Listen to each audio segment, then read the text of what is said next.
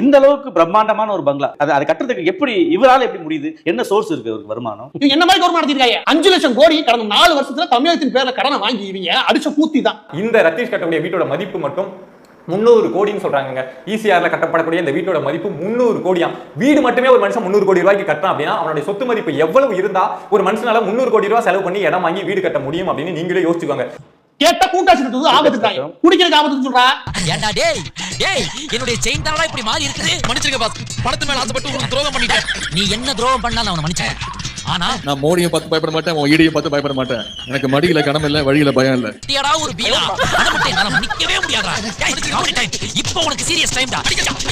அவன் தப்பு பண்ணானா அவன் தண்டனை அனுபவிக்கிறான். ஒப்பத்தினவன் தண்ணி குடிக்கிறான். பொதுமக்கள் சொத்தை சூறையாடினவன். இப்ப உதயநிதிக்கு வைக்கிற குறின்னு சொல்லிடலாமா சார்? கண்டிப்பா இது உதயநிதிக்கு வைக்கிற குறி தான். அதுல எந்த சந்தேகமும் கிடையாது. நம்ம மூஞ்சி டிவியில வரும், பேப்பர்ல வரும், தமிழ்நாடு பூரா நம்ம தெரியும், நம்ம பேரு சரித்திரத்தில் எழுதுவாங்கன்னு சொன்னியே, இதுதானா? பிஜேபி பழி வாங்குது, எஸ். ஆனா பழி வாங்கப்படுபவர்கள் உத்தமர்கள் இல்லை, இதுதான் உண்மை. இல்ல திமுக உத்தமர்களே, அவன் பழி வாங்குறான்னு குயோ முயோன்னு கத்துறவன் ஒன்னு திமுக கிட்ட வாங்கி திங்கிறவனா இருப்பான், இல்ல விஷயம் தெரியாதவனா இருப்பான். அவ்வளவுதான். அமலாக்கத்துறை மிக நெருக்கமான, அதாவது இந்த டாஸ்மாக் சம்பந்தப்பட்ட வழக்குல அன்பில் மகேஷ் பொய்யாமொழிக்கு உதயநிதி ஸ்டாலினுக்கு நெருக்கமா இருக்கக்கூடிய எல்லோருக்கும் சம்மன் கொடுத்திருக்காங்க. இல்லப்பா அடிமேல் அடி விழுந்துட்டே இருக்குப்பா, எத்தனை அடி தான் சமாளிப்பேன். இந்த ஆகாஷ் பாஸ்கர் வீட்டில் நடத்தப்பட்ட ரெய்டு, இப்பொழுது டாஸ்மாக் சம்பந்தப்பட்ட இடங்கள் நடத்தப்பட்ட ரெய்ட்ல திமுகவுடைய சீனியர் அமைச்சர்கள் அத்தனை பேரும் ஏக குஷியில் இருக்காங்களா. அப்பாடா, இப்ப தாண்டா ஒரு ஒரு முடிவுக்கு வருது இவங்களுடைய ஆட்டம். ஆலங்காத்தால உனக்கு குறவழி வரைக்கும் சோத்த போட்டு வண்டியில ஏத்திட்டு வந்ததுக்கு உன்னால என்ன பண்ண முடியுமோ அதை பண்ணிட்டேன். தேங்க்யூ. தமிழக அரசு இங்க இருக்கக்கூடிய யாரோ ஒரு மக்களுக்கு ஏதோ நிதி உதவி கொடுக்குன்னா அதுல இவங்க பேர் போடுவாங்க, திரு முத்துவேல் கருணாநிதி ஸ்டாலின் அப்படின்னு. உன் பேர் இருக்கு, இதை உங்க அப்பா வீட்டு காசை கொடுக்குற, கருணாநிதி காசை எப்படி எங்களுக்கு கொடுக்குற? இல்ல எங்க பணத்தை தான் எங்ககிட்ட கொடுக்குற, எங்க வரி பணத்தை எங்ககிட்ட கொடுக்குறதுக்கு என்ன டாஷிக்கும் உங்க அப்பா பணமும் உன் பணமும் தூக்கி நீ அதுல வச்சுக்கிட்டு உங்க அப்பா பல்லளிக்கிற மாதிரி போட்டுக்கிட்டு ஏன் எங்க தாலி இருக்கிற? நீ கேட்ட ஒவ்வொரு கேள்வி என்ன செருப்பால் அடிச்ச மாதிரி இருக்கடா. திமுகவோட தலைமை குடும்பத்தை நோக்கி அந்த விசாரணை எல்லாம் போயிட்டு இருக்கிறதுனால எம்.கே. ஸ்டாலின் அவர்கள் டெல்லி போவதற்கான வாய்ப்பு உண்டு. இதுக்கு முன்னாடியே அவங்க வரலாற்றுல அப்படிதான் பண்ணுவாங்க அப்படிங்கிற விஷயத்த சொல்லியிருந்தோம். இப்போ ஆமா எம்.கே. ஸ்டாலின் அவர்கள் டெல்லி போறாங்க அப்படிங்கிற விஷயம் உறுதி செய்யப்பட்டிருக்கு.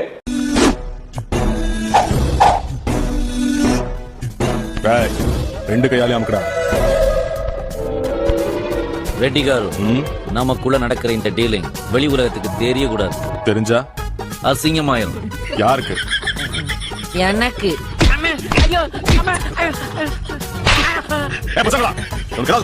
ஐயா, இந்த வீடியோ பிடித்து இருந்தால் சேனலை சப்ஸ்கிரைப் செய்யவும், ஏதாவது குறைகள் இருந்தால் கமெண்டில் போடவும், அப்புறம் பறக்காமலை போட்டுடுங்க. வரட்டாமாம் வீடுறதே வரண்டா Chinnasamy. Hey guys, this is your editor. Video பிடிச்சிருக்குன்னு நினைக்கிறேன். ஸோ பிடிச்சிருந்தா ஒரு லைக் பண்ணிடுங்க. அண்ட் கமெண்ட் செக்ஷன்ல ஒரு ஹார்ட்டிங் அல்லது ஒரு ஸ்மைல் தெரிக்க விடுங்க பார்ப்போம். இப்ப எனக்காக நீங்க ஒரு குத்து குத்துனா குறைஞ்சா போயிருவீங்க. சரி பாசக்கரப்ப ஒரே ஒரு குத்த குத்திட்டு போவோம். வாடங்க.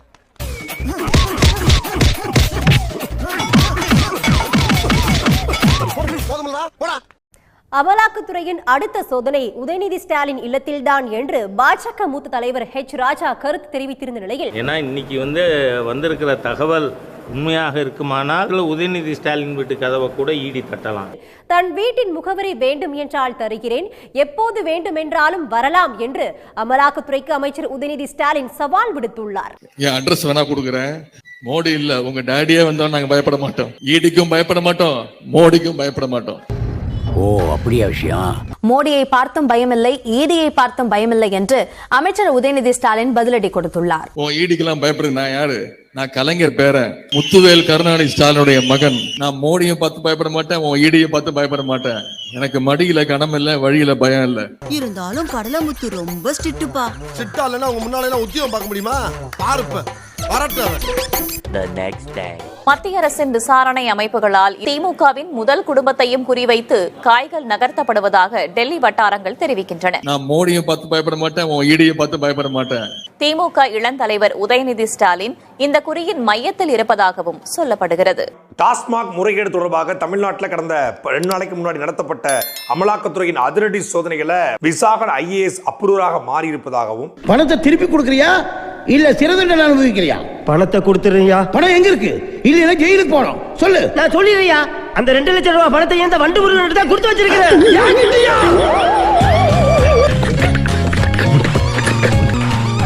எவ்வளவு ட்ரிக்ஸா என்னை உள்ள கொண்டாடுறாங்களே. பையன் சார் இந்த பால்சாமி. உதயநிதி சிறைக்கு செல்வது உறுதி என உடன்பிறப்புகளே பேசத் தொடங்கி இருக்கிறார்கள்.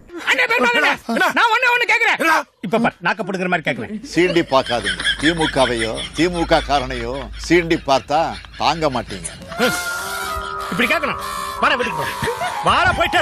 அமைச்சர் உதயநிதி ஸ்டாலினின் அறக்கட்டளைக்கு சொந்தமான 36 கோடி ரூபாய் மதிப்புள்ள அசையா சொத்துக்களை முடக்கியுள்ளதாக அமலாக்கத்துறை தெரிவித்துள்ளது. என்ன நீங்க புத்திமதி புண்ணாக்கு சொல்லுவீங்க, அதை நான் கேட்கணும்.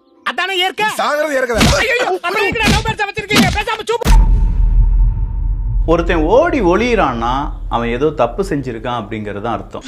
தம்பி அந்த கந்து விட்டுக்காரன் விரட்டிட்டே வர்றான். நான் எங்க இருக்கட்டா சொல்லிடாத. இந்த ஒரு வலை அப்படிங்கிறது உதயநிதி ஸ்டாலின் அவர்களுக்கானதுதான். உதயநிதி ஸ்டாலின் அவர்கள் இதன் பெயரில் ஒருவேளை அரசு செய்யப்படுவார்கள் அப்படின்னு சொல்லக்கூடிய ஒரு பெரும் தகவல் தமிழ்நாட்டு அரசியலை புரட்டி போடக்கூடிய தகவலா இருக்கு. இந்த பாருங்க, உங்க மனசுக்குள்ள மரண பீதி இருக்கிறது என் கண்ணுக்கு கண்ணாடி மாதிரி அப்படியே தெரியுது.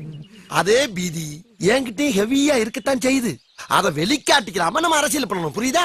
எலெக்ஷன் வர்றதுக்கு ஒரு 3 மாசத்துக்கு முன்னாடியே திமுக தரப்புல இருந்து ஒரு மிக மிக மிக மிக முக்கியமான ஒருத்தர் கைது செய்யப்படுவார் அப்படின்னு நமக்கு ஒரு தகவல் வந்திருக்கு. அது பெரிய தத்தியா இல்ல சின்ன தத்தியா நமக்கு தெரியாது. இங்க சின்ன பையன் எல்லாம் முதலாளி கழுத்தா மட்டும் அடிக்கிறான்ப்பா. தார் ரோட்ல சட்டையை பிடிச்சி தானே எடுத்துட்டு வரானுங்கப்பா. இந்த ஆட்சி முடியறதுக்குள்ள ஒரு 5 அமைச்சர்கள் திமுக அமைச்சர்கள் சிறையில் இருப்பாங்க. அதில் மாற்று கருத்தே இல்லை. அதில் உதயநிதி ஸ்டாலினும் சிறைக்கு போவார். அதில் மாற்று கருத்து கிடையாது. முடிஞ்சால் ஸ்டாலினையும் கை வச்சு அவரையும் சிறைக்கு அனுப்புவாங்க. துரைமுருகன், கே நேரு, ரைட்டா, அனிதா ராதாகிருஷ்ணன், மாட்னா மூர்த்தி, உதயநிதி ஸ்டாலின் ஒரு 5 பேர் அமலாக்கத்துறையோடைய டார்கெட்டு.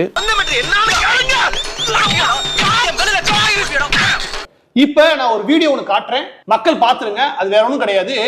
இந்த ரத்தியசர்களை அதுல ஈசிஆர் பீச்சுக்கு பக்கத்துல சுமார் 300 கோடி மதிப்பிலான ஒரு வீடு ஒன்று கட்டிக்கிருக்காரு. அந்த வீட்டுடைய கட்டமைப்பை நான் காட்டுறேன்.